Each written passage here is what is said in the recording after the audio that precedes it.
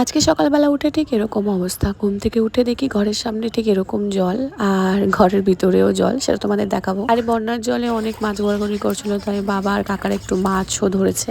আর তারপরে এই যে আমার ঘরের অবস্থা ঠিক এরকম, ঘরের ভেতরে সব জায়গায় জল। তো কিছু করার নেই, আর একটু চা আর আজকের ব্রেকফাস্ট বলতে ম্যাগি ভরসা। আর তো এদিকে বৃষ্টি থামার নামই নেই, তারপরেও একটু বেরোলাম দেখতে ঠিক এরকম অবস্থা পাড়ার। এই যে আমার প্রায় হাঁটু অব্দি জল। আমি আমার লাইফে এরকম বন্যা ফার্স্ট টাইম দেখলাম, আর কলকাতায় তো এরকম বন্যা ভাবাই যায় না। আর আমাদের আশেপাশে সবার বাড়িতেই তো জল ঢুকেছে, আর এরকম কত সমস্যায় রয়েছে লোকজন। হোক কি জলদি জলদি জলটা নেমে যাক আর সবকিছু নর্মাল হয়ে যাক। যাই হোক, তারপরে বাড়িতে এসে মা ওই বন্যায় ধরা মাছগুলোই ভাজছিল, কারণ আজকে আর কোনো উপায় নেই, কারণ সব বাজারঘাট সবই বন্ধ।